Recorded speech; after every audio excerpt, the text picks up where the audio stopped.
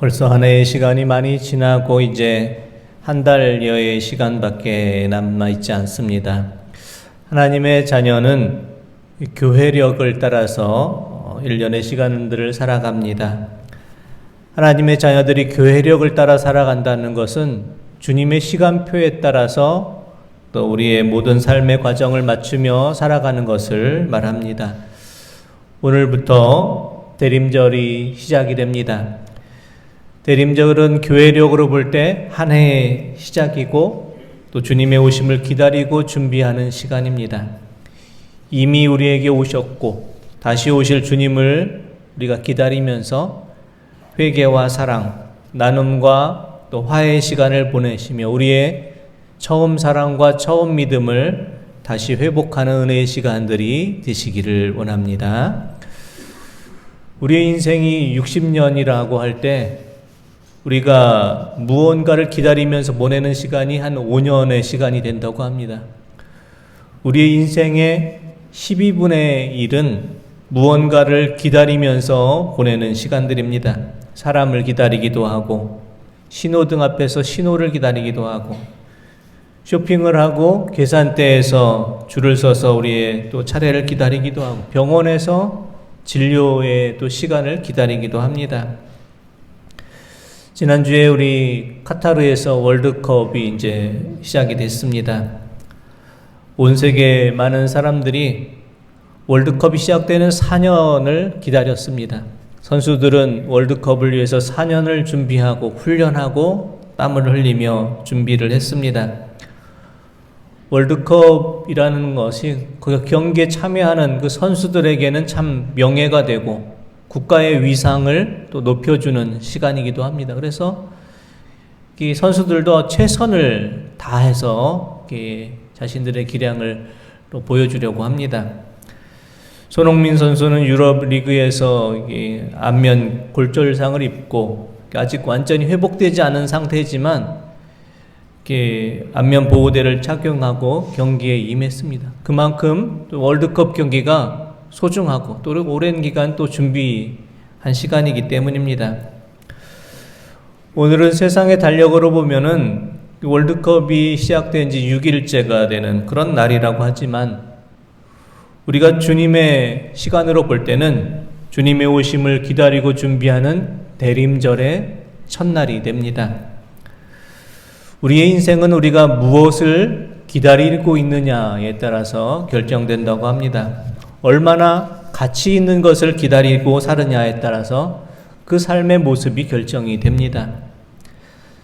사랑하는 성도 여러분, 우리는 무엇을 기다리고 살아가십니까? 무엇을 소망하며 살아가십니까?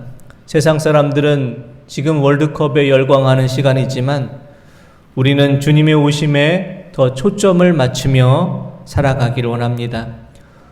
오늘부터 시작되는 대림절의 시간을 통해서 이 땅에 오셨고 다시 오실 주님을 기다리며 소망하며 또 준비하며 또 살아가실 수 있는 우리 성도님들 되시기를 원합니다. 오늘 말씀에 나오는 세례 요한은 누구보다도 간절히 주님의 오심을 기다렸습니다. 단순히 주님의 오심을 기다리기만 한 것이 아니라 주님의 오심을 위해서 잘 준비했던 사람입니다. 세례 요한은 어떤 모습으로 주님의 오심을 기다렸을까요? 주님의 오심을 기다리며 준비한 세례 요한의 첫 번째 준비는 하나님의 음성을 잘 듣는 것이었습니다. 세례 요한의 아버지는 사가랴라는 제사장입니다. 제사장 가문에서 태어난 세례 요한은 아버지 사가랴를 뒤를 이어서 성전에서 제사장의 직분을 감당하면서 평안하고 안정된 그런 생활을 할 수 있었습니다. 하지만 세례 요한은 자신의 평안하고 안정 생활을 벗어버리고 광야로 나갑니다. 광야로 나가서 자신은 편안한 생활을 하면서 기름진 음식을 먹고 지낼 수 있었지만 메뚜기와 석청을 먹고 화려한 옷을 입고 지낼 수 있었지만 낙타 털옷을 입고 광야로 나아갑니다. 하나님의 음성을 듣기 위해서 나간 것입니다. 마태복음 3장 1절에서 4절 말씀 한번 보겠습니다. 그때 세례 요한이 이르러 유대 광야에서 전파하여 말하되 회개하라 천국이 가까이 왔느니라 하였으니 그는 선지자 이사야를 통하여 말씀하신 자라. 일러스되 광야에 외치는 자의 소리가 있어 이르되 너희는 주의 길을 준비하라 그의 오실 길을 곧게 하라 하였느니라. 이 요한은 낙타 털옷을 입고 허리에 가죽띠를 띠고 음식은 메뚜기와 석청이었더라. 아멘. 세례 요한은 제사장의 아들로 태어나서 제사장으로 지낼 수 있었던 그 평안하고 안정된 자리를 벗어버리고 광야로 나아가서 하나님의 음성을 듣고자 합니다. 광야는 어떤 곳입니까? 광야는 말 그대로 아무것도 없는 곳입니다. 하지만 광야를 의미하는 히브리어 단어 다바르라는 단어는 소리라는 음성이란 뜻이 있습니다. 광야라는 뜻이 다바르, 소리, 음성이란 뜻이 있는 것처럼 다바르라는 곳, 광야로 나아갈 때 우리는 하나님의 소리, 하나님의 음성을 들을 수가 있습니다. 세례 요한은 아무도 거하지 않는 광야로 나아감으로 인해서 하나님의 소리를, 하나님의 음성을 들을 수가 있었습니다. 사람이 아무도 살지 않고 또 사람의 어떤 소리도 들리지 않기에 광야로 나아가서 하나님의 소리에 집중하며 하나님의 음성을 들을 수가 있었습니다. 요즘 현대인들은 아파트에 살면서 층간소음에 많이 시달립니다.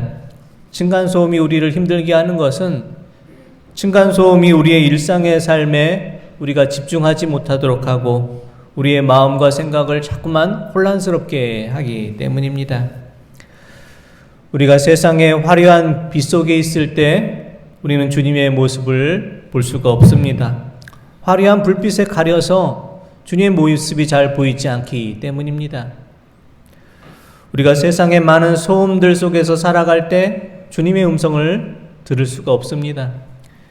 세상의 많은 소리로 인해서 주님의 음성에 귀를 기울일 수 없기 때문입니다. 우리가 세상에 바쁘고 분주한 속에서 살아갈 때 우리는 주님께 집중할 수가 없습니다. 세상의 일들로 우리가 너무 바쁘고 분주하기 때문입니다. 사랑하는 성도 여러분, 우리가 대림절의 시간을 보내면서 먼저 하나님의 음성을 듣기에 힘쓰는 대림절의 시간이 되시기를 원합니다. 하나님께 우리의 마음을 모으고 하나님께 집중할 수 있기를 원합니다. 세례 요한과 같이 우리도 광야로 나아갈 수 있기를 원합니다.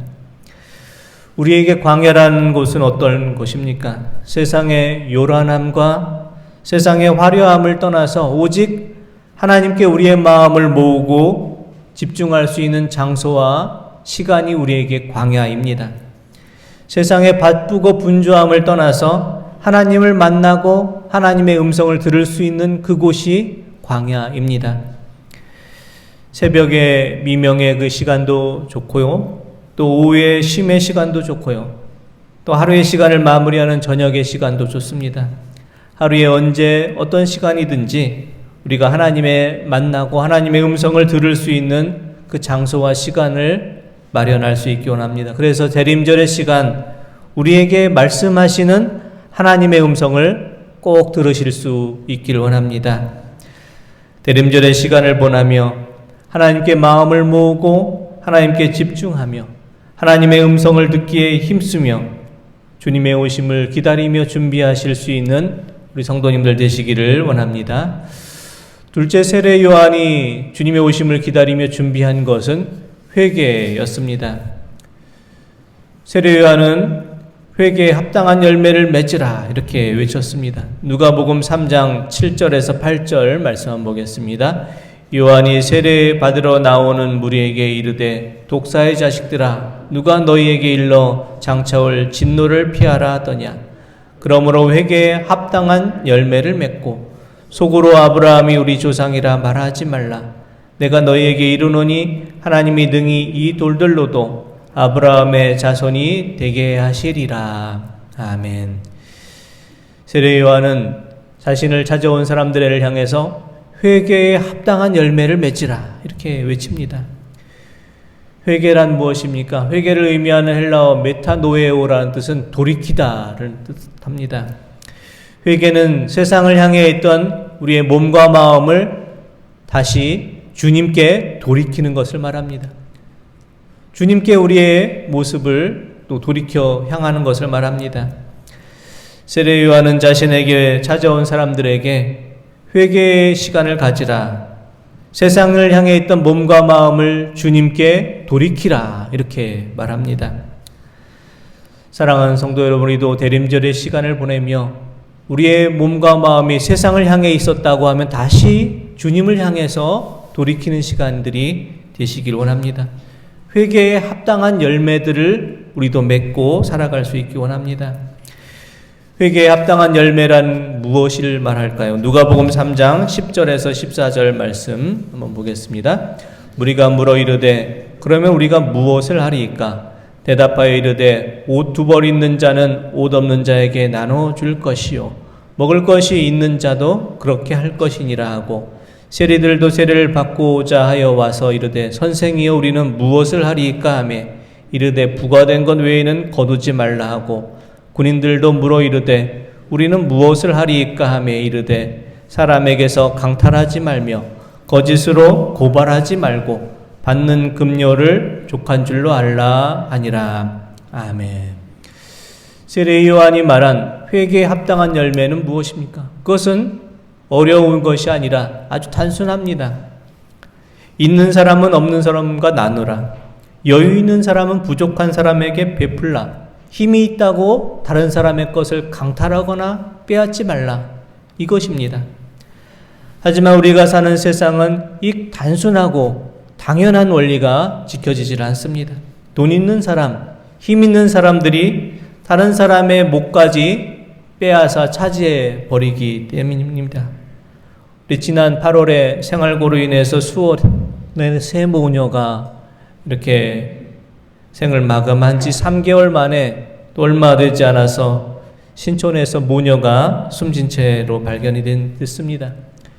그 집에 가 냉장고를 보니 케찹과 고추냉이, 물밖에 없었고 쌀은 2인분이 먹을 쌀밖에 남아있지 않은 그런 상태였다고 합니다. 3년간 집을 4번을 옮겨 다니고 벼랑 끝에 내몰리면서 전기요금, 가스요금이 몇 달치 밀리고 건강보험료를 2년 이상 미납되는 상황이었는데 그 어려운 상황을 파악하지 못하고 알지를 못했습니다. 아무도 모녀의 어려움을 알지 못하고 동네 주민들도 모녀를 본 적이 없다라고 이렇게 말합니다. 우리나라의 복지 예산이 200조가 넘고 세계 10위의 경제 대국이라고 하지만 복지 사각지대에 있는 사람들의 어려움을 헤아려 주지를 못합니다. 법과 규정으로는, 또 일선에 있는 공무원의 힘으로만은 이룰 수가 없는 일이기 때문입니다. 우리 모두가 이들을 향해서 관심을 가지고 우리의 일상의 모습이 바뀌어야 됩니다. 오늘 장로님 기도하신 것처럼 낯선 이웃들에게 우리가 다가가야 합니다. 복지 사각지대에서 돌봄을 받지 못하는 이웃들을 우리가 일상의 삶을 통해서 그들에게 관심을 갖고 돌볼 수 있지 않는다면 우리 공무원의 힘으로, 정부의 힘으로, 국가 예산만으로는 절대 그들을 돌볼 수가 없을 것입니다.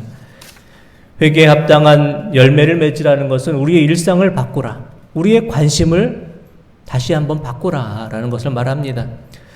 회개에 합당한 열매를 맺으라는 것은 마땅히 우리가 행해야 될 우리 자신들의 자리와 역할을 잘 감당하는 것입니다. 일상의 삶을 살아가며 옷이 있으면 없는 자와 나누고 먹을 것이 있을 때는 없는 이와 나누어 먹고, 세금을 걷는 사람은 정해진 세금만 받고 군인은 억지로 다른 사람의 것을 빼앗지 않고 그렇게 사는 것입니다. 우리가 살아가는 세상은 무정하고 냉랭한 세상 속이지만 우리가 예수님의 온기와 사랑을 전하며 우리의 일상의 삶 속에서 하나님의 자녀다운 모습을 살아가시며 회개에 합당한 열매를 맺으며 주님의 오심을 기다리고 준비하실 수 있는 우리 성도님들 되시기를 원합니다.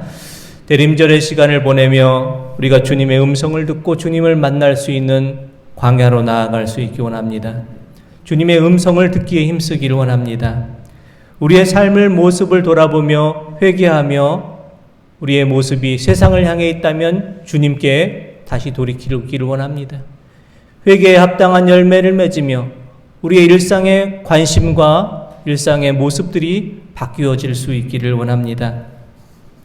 우리가 세상 속에서 그리스도인으로서의 역할과 그 사명을 잘 감당할 수 있기를 원합니다.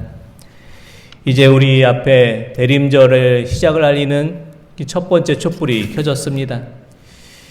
이제 우리가 우리의 삶의 자리에서 촛불이 되어야 될 그런 시간입니다. 세례 요한과 같은 기다림으로 주님의 음성을 들으시고 주님의 뜻을 세상을 향해 외치시며 주님의 오심을 곧게 하며 주님의 오심을 기다리고 준비하시고 맞이하시는 우리 모든 성도님들 되시기를 원합니다. 기도드리겠습니다. 하나님 아버지, 주님의 오심을 기다리며 준비하는 대림의 계절에 세례 요한과 같이 주님의 오심을 기다리기를 원합니다. 주님의 음성을 듣고 주님을 만날 수 있는 광야로 나아가기를 원합니다. 저의 삶의 모습을 돌아보며 회개하며 주님께로 다시 돌이키는 삶으로 살아가기를 원합니다. 일상의 삶 속에서 하나님의 자녀답게 살아가며 회개에 합당한 열매를 맺으며 가장 낮은 자리에 있는 이들을 또 돌보며 살아가기를 원합니다. 광야에서 외치는 자의 소리로 주님께서 주신 사명을 잘 감당하며 살아가기를 원합니다. 주님의 오심을 기다리며 준비하는 또 소망하는 대림절의 시간이 되게 하여 주옵소서. 예수 그리스도의 이름으로 기도드립니다. 아멘.